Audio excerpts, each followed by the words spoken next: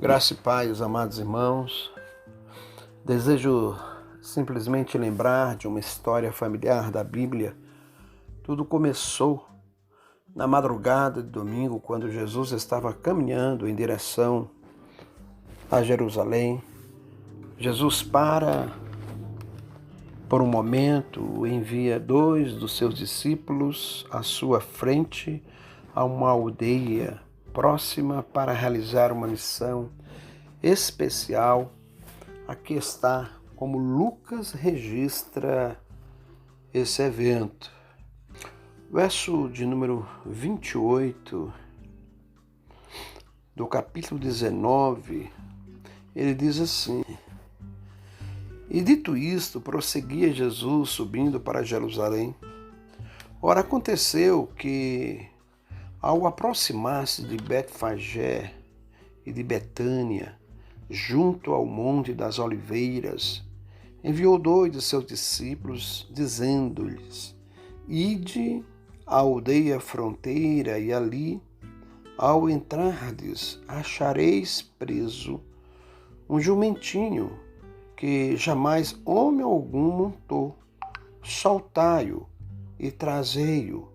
Se alguém vos perguntar por que o soltais, respondereis assim: porque o Senhor precisa dele. Os discípulos devem ter se perguntado sobre o que Jesus lhes dizia para fazer, porque nenhum relato dos evangelhos sobre o ministério de Cristo menciona que ele tenha montado qualquer animal para ir de um lugar para outro.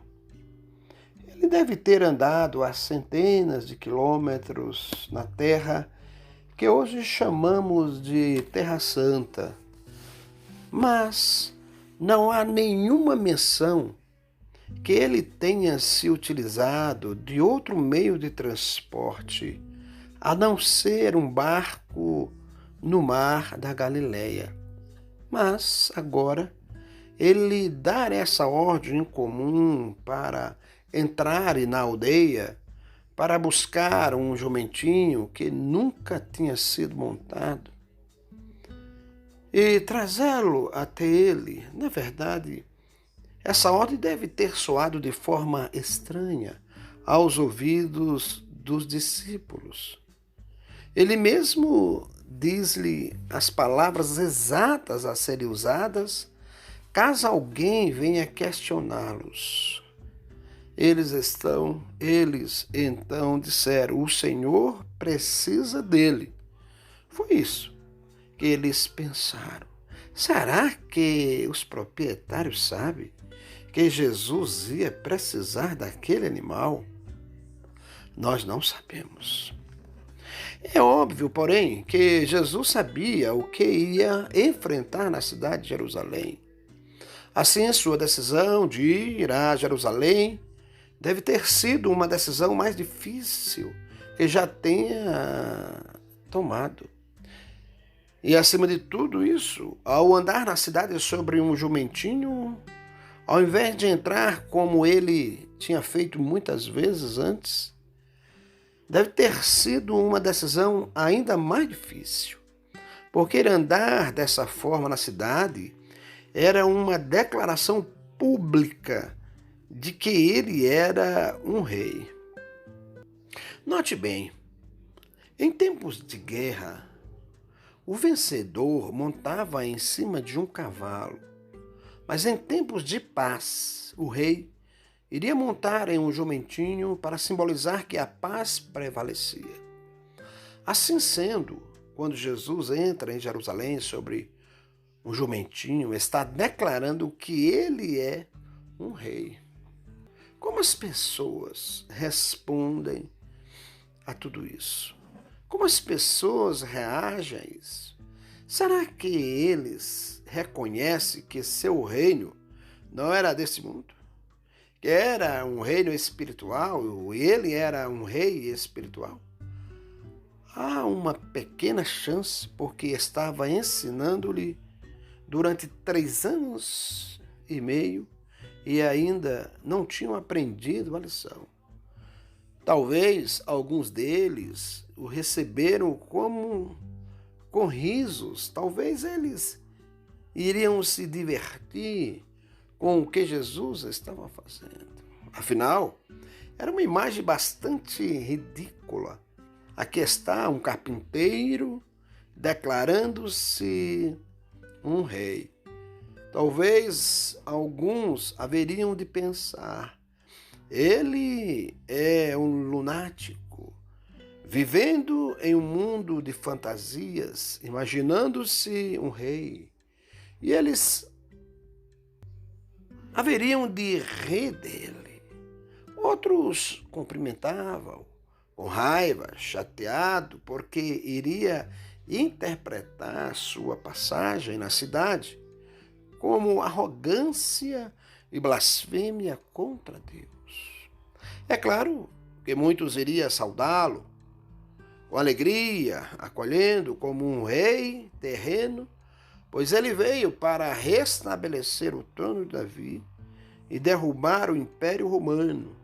Eles estavam prontos e ansiosos para colocar uma coroa sobre sua cabeça. Entre as multidões estavam pessoas que ele tinha curado. Alguns milhares que estavam ali tinham sido alimentados por ele. Muitos outros tinham visto algum dos seus milagres e ouviu como ele falava com autoridade. Eles haviam ouvido e suas vidas foram transformadas. Jesus sabia de tudo isso. Ele sabia que estava caminhando rumo à cruz, que aparece como um monstro pronto para consumi-lo. Mas Lucas diz-nos que, apesar de tudo, Jesus está determinado. O seu rosto está firme, o seu olhar está fito em Jerusalém. Jesus segue em direção aos portões da cidade. À medida que Jesus caminha em direção ao portão da cidade, as multidões aumentam e há um ar festivo, pois é festa da Páscoa e peregrinos estão se reunindo de longe e de perto para o maior de todos os feriados judaicos. Mesmo antes de Jesus chegar lá, a notícia se espalhou de que Jesus tinha ressuscitado Lázaro da morte. Você pode imaginar a emoção que prevalece naquele ambiente? Você já ouviu a notícia? Lázaro morreu e foi enterrado em um túmulo muito tempo depois, quando o seu corpo estava começando a decompor-se. Mas o mestre de Nazaré chamou: Lázaro, vem para fora. E Lázaro saiu. Eu vi. Tiraram suas roupas da sepultura. E ele realmente andou e respirou e viveu novamente. Só o Messias, apenas o Filho de Deus, poderia fazer isso. A notícia passa de uma pessoa para outra, até que finalmente, quando Jesus está pronto para entrar na cidade, grandes multidões haviam se colocado em ambos os lados da estrada. Eles estavam lá. Eles haviam concordado em estarem ali, aguardando o Messias, cortaram ramos de palmeiras e gritavam: Hosana ao Rei. A agitação prevaleceu por toda a cidade. Então Jesus, olhando por cima do público que eu esperava, ele deve ter visto a mistura de expressões em seus rostos. Haviam aqueles que o amavam. Talvez Bartimeu estava lá, um homem que tinha recuperado a vista, não mais em trapos de um mendigo, assim como um certo Zaqueu. Ele havia restituído a sua dívida com a sociedade e tinha feito as pazes com Deus e os leprosos. Sua pele tinha ficado limpa e agora eles estavam regozijando-se pela cura que o Senhor lhes tinha dado. Lázaro de volta à vida, depois de experimentar a morte. Lázaro, Maria, Marta e Maria Madalena, eles estavam todos lá. Suas vidas refletem o amor que havia em seus corações para este homem que lhes havia ensinado e moldado e mudou suas vidas. Havia também o rosto sinistro lá, faces com os olhos apertados, esperando que ele dissesse uma única palavra errada. Os saduceus e fariseus estavam lá. Eles deveriam ser os guardiões da lei, os líderes espirituais, mas Jesus tinha ganhado tanta popularidade que eles se sentem ameaçados, estão cheios de ciúme. O observava. Os romanos estavam lá, temendo a revolta e observando qualquer sinal de rebelião contra Roma. Eles estavam prontos e esperando para reprimir qualquer revolta. Jesus percebeu, enquanto ouvia os seus clamores, hosanas, logo as vozes sinistras abafariam as vozes de amor e ouviria-se os berros, os gritos: crucifica-o, crucifica-o, ou simplesmente ficaram de lado, sem dizer nada, em meio a tudo aquilo. Agora, Jesus está descendo o Monte das Oliveiras, estrada abaixo, em frente ao córrego em direção ao portão. A multidão que se amontoaram ao redor dele, eu me pergunto como os apóstolos estavam reagindo a tudo isso. Eu sempre pensei que Judas estava provavelmente em êxtase, porque Judas pode ter desejado um reino terreno mais do que qualquer outro.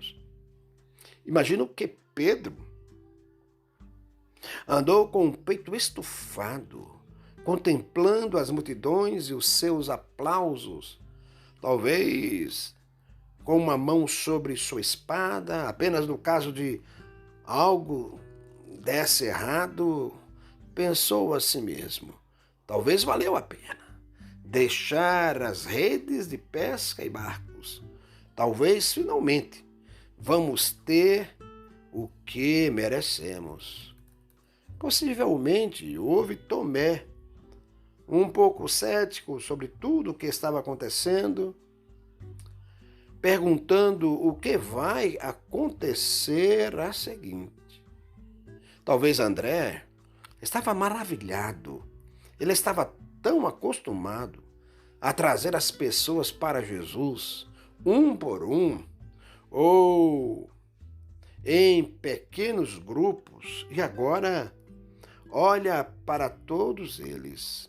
Que tal Tiago e João? Você acha que eles estavam pensando, quando Jesus fosse coroado rei, para que eles pudessem estar na sua mão direita e esquerda, em posição de autoridade e poder?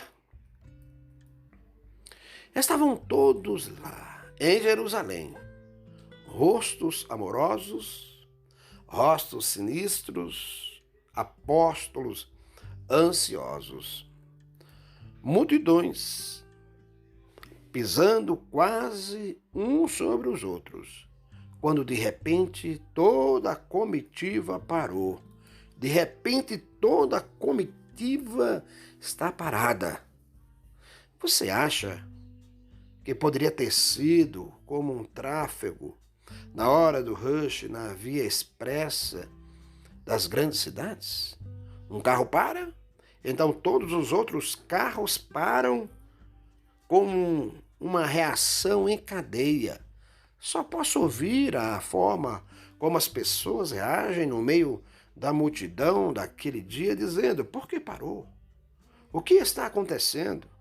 Por que vocês não seguem em frente? As pessoas que estavam mais próximas de Jesus podiam ver e eles perceberam que era ele que tinha parado o desfile. Então eles viram o seu rosto começar a tremer. Talvez, a princípio, eles pensavam que ele estava rindo. Risos parece ser natural para todo mundo, porque todo mundo estava rindo e a alegria era exultante, prevalecia naquele ambiente. Mas depois eles viram o seu rosto e não viram nenhuma evidência de riso. Em vez disso, eles viram a tristeza e lágrimas. Ele não estava rindo, ele estava chorando. A Escritura nos diz que Jesus reagiu emocionalmente, muitas vezes a partir de diferentes cenas que viu. Quando viu os pobres, quando ele viu a fome, quando ele viu as pessoas pecando, quando ele viu o mal, as Escrituras dizem repetidamente que ele teve compaixão delas. Mas ela só nos fala de 2 vezes que Jesus chorou.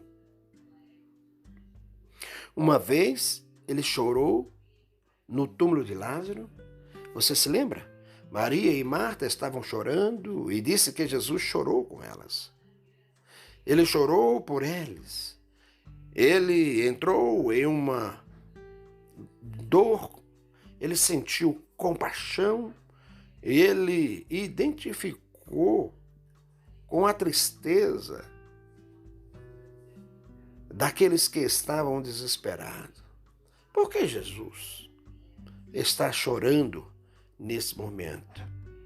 Esta foi a segunda ocasião.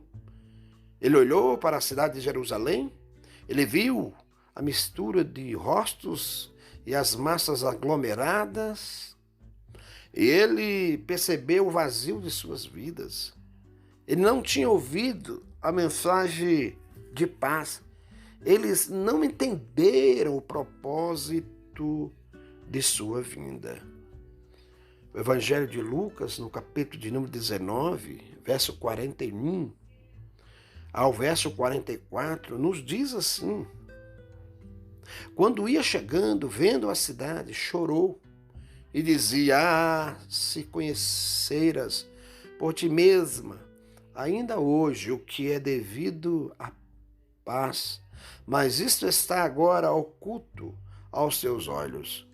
Pois sobre ti virão dias em que os teus inimigos te cercarão de trincheiras e por todos os lados te apertarão o cerco e te arrasarão aos teus filhos dentro de ti. Não deixarão em ti pedra sobre pedra, porque não reconheceste a oportunidade da tua visitação. Eles tinham os olhos, mas eles não viram. Eles tinham ouvidos, mas não ouviram. Eles perderam todo o sentido da mensagem que Deus tinha dado a eles. O fato deles terem agitado ramos de oliveira mostrava que eles não entenderam, porque é exatamente isto que eles fizeram quando os macabeus derrubaram os opressores sírios e restabeleceram o culto no templo. Ao agitar ramos de palmeiras, eles estavam mostrando que eles esperavam que Jesus fosse um outro senhor da guerra, outro general dos exércitos, aquele que iria levá-los a derrotar os romanos. Eles estavam dizendo que eles estavam prontos para pegar as suas espadas e escudos e ir para a guerra se ele os levasse. Jesus disse: eu não vim para esse fim. Eu vim para lhe mostrar um caminho mais excelente. Eu vim para te mostrar o caminho do amor. Ele disse: amai os vossos inimigos e orai pelos que vos perseguem. Se alguém fere você na face, oferece-lhe também a outra. Se alguém quiser o seu casaco, a sua túnica, dá-lhe a camisa também. Se eles te ordenarem andar uma milha, anda 2 com ele. Aquelas pessoas que o ouviam devem ter pensado, bem, essas são palavras bonitas, mas com certeza ele não quer dizer Roma. Ele não espera que amemos a Roma. Só um louco iria ordenar amar Roma. Não podemos amar Roma. Mas você não vê que era exatamente o que estava dizendo? Ame mesmo Roma. Roma, pois, com o seu poderoso exército, viu o poder da espada, mas Roma não viu o poder do amor. Mostre-lhes o amor. A nação de Israel teve a oportunidade de mostrar a Roma algo novo e diferente. Mas por que eles não entenderam Jesus? Porque completamente incompreenderam sua missão, Jesus chora sobre eles, porque a oportunidade fora dada e eles nunca mais teriam novamente. Estes eram o povo de Deus, povo escolhido de Deus. Deus amou-os e levou-os através do deserto e durante aquele período até a terra prometida. Mas eles não entenderam o Messias quando ele andou no meio deles. Por isso, Jesus chorou. Que contraste! Como ele está sentado sobre o animal de carga. Ele vê o impotente templo de Deus em silhueta contra o céu, mas além disso, nos anos imediatos à frente, ele vê os exércitos de Tiro em torno da cidade santa, ele vê as pedras do templo que está sendo retirada e toda a cidade completamente destruída. Ele vê corpos nas ruas e sangue correndo nas calhas. E centenas de milhares de pessoas chorando porque estão morrendo de fome, enquanto Tito espera que Jerusalém se renda. Tudo isso porque eles não reconheceram o Messias quando ele veio. Quando diferente as suas vidas poderiam ter sido. Quão diferente a história de Israel poderia ter sido se tivesse reconhecido somente aquele que veio para o meio deles montado em um jumentinho. É Mateus que acrescenta que quando Jesus olhou para a cidade, ele disse: Jerusalém, Jerusalém, quantas vezes eu quis reunir vocês como a galinha junta os seus pintaninhos debaixo das asas, mas vocês não deixaram. Hoje, assim como a cidade de Jerusalém, nos encontramos na presença de Jesus. Eu me pergunto o que ele vê quando olha em nossos rostos. Ele não vê as pessoas preocupadas com tantas coisas, preocupadas com a declaração do imposto de renda, preocupados com a segurança no emprego, preocupados com a sua saúde, por causa, talvez, da Covid-19. Ele vê pessoas que estão tão ocupadas, fazendo coisas aqui e ali, tão ocupados que eles nunca se preocuparam em considerar as coisas que são eternamente importantes. Ele vê as pessoas que o reconhecem por aquilo que ele é, o Messias, o Cristo, o Filho de Deus. Quando ele se vira e olha, meus queridos irmãos, para concluir, quando ele se vira e olha para as nossas vidas, eu me pergunto, será que ele mais uma vez chora por causa do que ele vê? Ou será que temos alegria que ultrapassa todo o entendimento?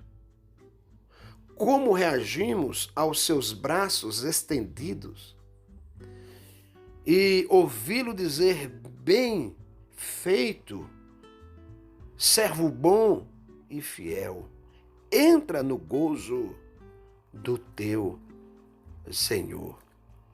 Nesse domingo de Ramos, eu gostaria muito que você pudesse pensar naquela entrada triunfal de Jesus em Jerusalém.